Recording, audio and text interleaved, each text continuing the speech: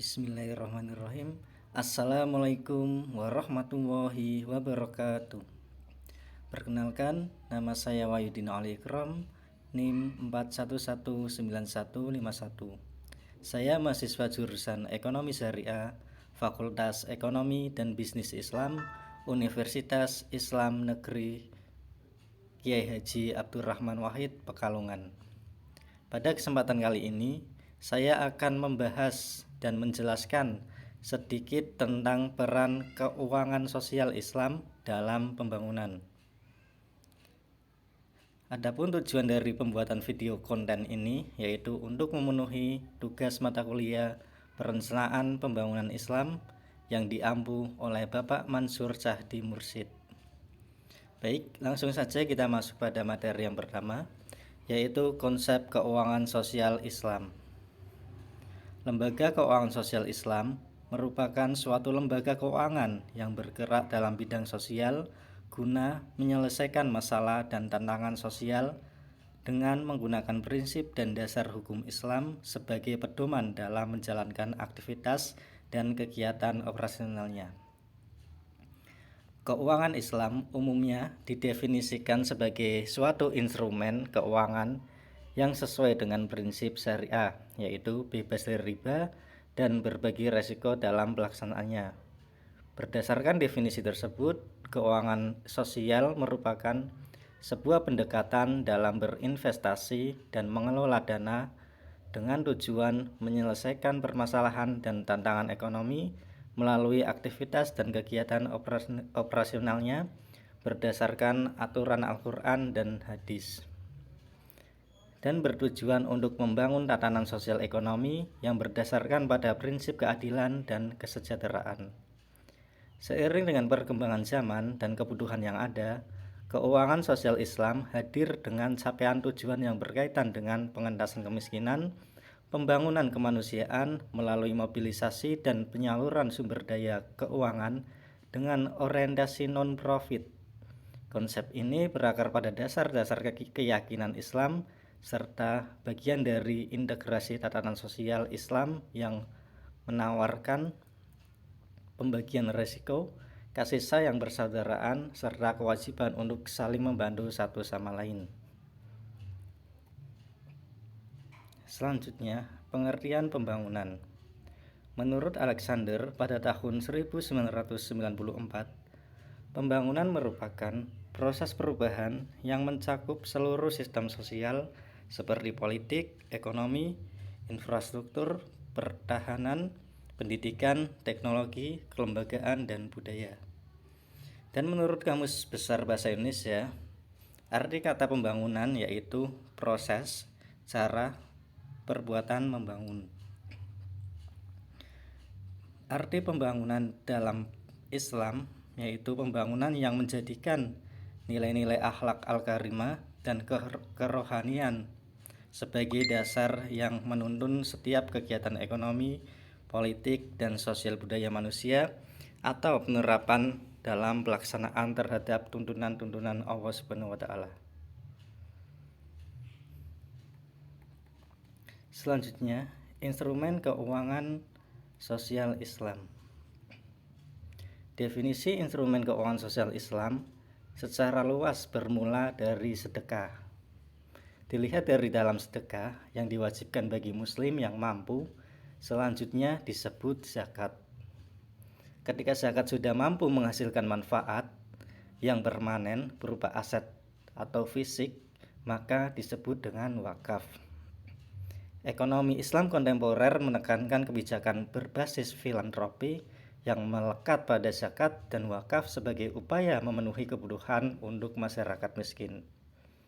Instrumen keuangan sosial Islam merujuk pada instrumen keuangan tradisional yang bersumber pada Al-Quran dan hadis, yang meliputi yang pertama ada zakat.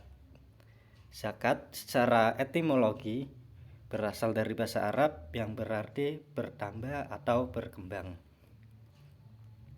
Zakat merupakan bentuk ibadah berupa amal wajib yang dikenakan pada seorang muslim berdasarkan ketentuan dan hisab yang telah ditetapkan. Menurut Undang-Undang Nomor 23 Tahun 2011 tentang pengelolaan zakat. Zakat merupakan sebagian kecil harta seorang muslim yang wajib dikeluarkan dari sebagian harta lainnya untuk diberikan kepada orang-orang yang berhak menerimanya. Penggolongan orang-orang yang berhak menerima tersebut terbagi menjadi 8 golongan. Yang pertama, fakir, miskin, amil, mu'alaf, rokib, horim, dan orang dalam perjalanan atau fisabilillah, serta ibnu sabil. Kewajiban tersebut dikenakan kepada setiap muslim dengan syarat balik atau dewasa dan berakal. Ketika telah memiliki sejumlah harta yang sudah memenuhi atas nisabnya, maka wajib untuk mengeluarkan. Zakat juga diterangkan dalam Al-Quran surat At-Taubah juz 9 ayat 103 yang artinya, ambillah zakat dari sebagian harta mereka, dengan zakat itu kamu membersihkan dan mensucikan mereka, dan berdoalah untuk mereka. Sesungguhnya doa itu menjadi ketentraman jiwa bagi mereka, dan Allah Subhanahu wa taala Maha mendengar lagi Maha mengetahui. Quran surat At-Taubah juz 9 ayat 103. Instrumen yang kedua yaitu wakaf. Menurut bahasa, wakaf bermakna berhenti atau berdiri. Sedangkan berdasarkan Undang-Undang Nomor 41 Tahun 2004, wakaf merupakan kegiatan penyerahan sebagian kepemilikan harta wakif untuk diambil manfaatnya dalam jangka waktu yang telah ditentukan atau selamanya sesuai dengan ketentuan syariah untuk beribadah atau diperuntukkan untuk kesejahteraan umum. Tujuannya adalah untuk mendekatkan diri kepada Allah Subhanahu wa taala dan memberikan manfaat kepada orang lain. Dari definisi tersebut, maka dapat kita simpulkan bahwa wakaf merupakan sebuah instrumen dalam Islam yang memberikan kepemilikan hartanya kepada publik untuk diambil manfaatnya bagi kesejahteraan umum.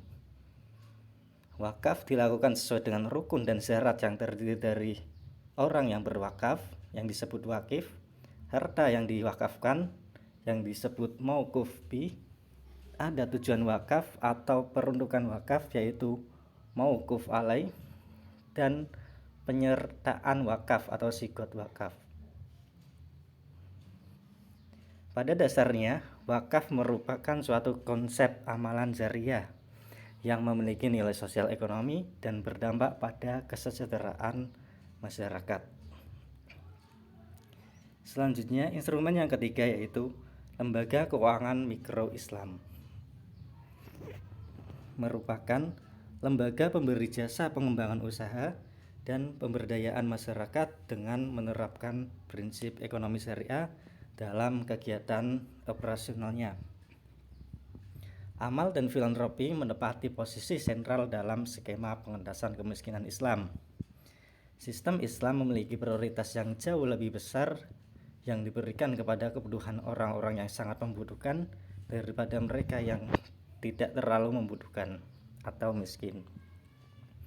Oleh karena itu, lembaga keuangan mikro syariah tidak seperti konvensional yang diharapkan secara agresif mengintegrasikan sebagai bentuk filantropi Islam dengan keuangan mikro nirlaba untuk mengatasi berbagai masalah yang terkait dengan program pengentasan kemiskinan. Dengan demikian, memerangi kemiskinan akan membutuhkan pendekatan keuangan plus yang terintegrasi atau penyediaan layanan keuangan bersama dengan layanan pengembangan bisnis dan yang terkait dengan jaring pengaman sosial dengan pelembagaan filantropi dan integrasinya dengan keuangan mikro nirlaba. Lembaga keuangan mikro Islam ini akan lebih baik ditempatkan untuk memenuhi kebutuhan kaum ultra miskin atau yang membutuhkan. Selanjutnya, peran keuangan sosial Islam bagi pembangunan. Masalah kemiskinan dan pengangguran menjadi hal penting dalam pembahasan pembangunan ekonomi. Distribusi daya ekonomi yang tidak merata menjadi penyebab utama semakin buruknya dan semakin bertambahnya angka kemiskinan di Indonesia.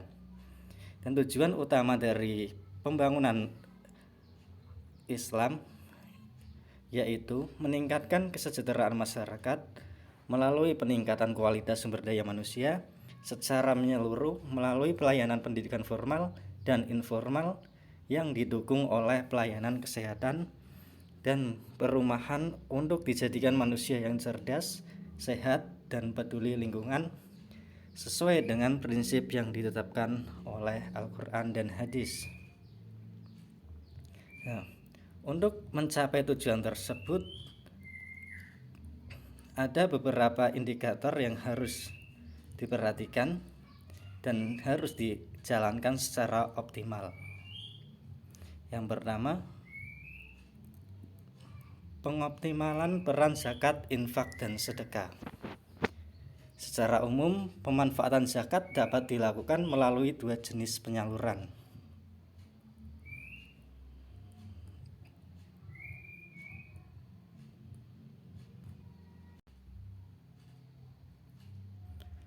Penyaluran yang pertama yaitu penyaluran konsumtif dan penyaluran yang kedua yaitu penyaluran secara produktif. Pengembangan potensi zakat ini sangat diperlukan untuk bisa dioptimalkan secara baik dalam perekonomian suatu negara, terutama untuk mengatasi masalah kemiskinan, ketimpangan pendapatan, dan pengangguran. Penghimpunan potensi zakat dan pendistribusian yang bersifat produktif akan menggairahkan kembali perekonomian negara. Bahkan untuk Indonesia, optimalisasi peran zakat akan dapat menggerakkan sektor real terutama usaha kecil, menengah, dan pertanian. Pengembangan sektor inilah yang diharapkan mampu menguatkan daya tahan fundamental ekonomi Indonesia dari hantaman krisis yang terjadi, sehingga ketergantungan Indonesia terhadap badan IMF bisa diminimalisasi.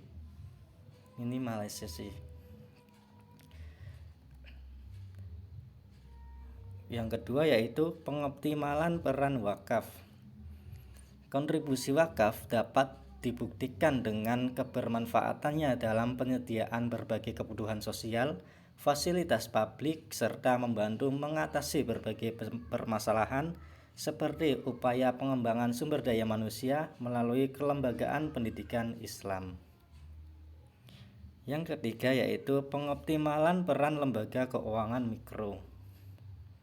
Lembaga keuangan mikro juga berperan penting dalam pembangunan, yaitu untuk mengatasi berbagai masalah yang terkait dengan program pengentasan kemiskinan. Dengan demikian, memerangi kemiskinan akan membutuhkan pendekatan keuangan plus yang terintegrasi atau penyediaan layanan keuangan bersama dengan layanan pengembangan bisnis dan yang terkait dengan jaring pengaman sosial. Kita flashback pada tahun 2015, sebanyak 193 negara menyepakati agenda tujuan pembangunan berkelanjutan atau dalam bahasa Inggris Sustainable Development Goals atau yang bisa kita singkat SDGs.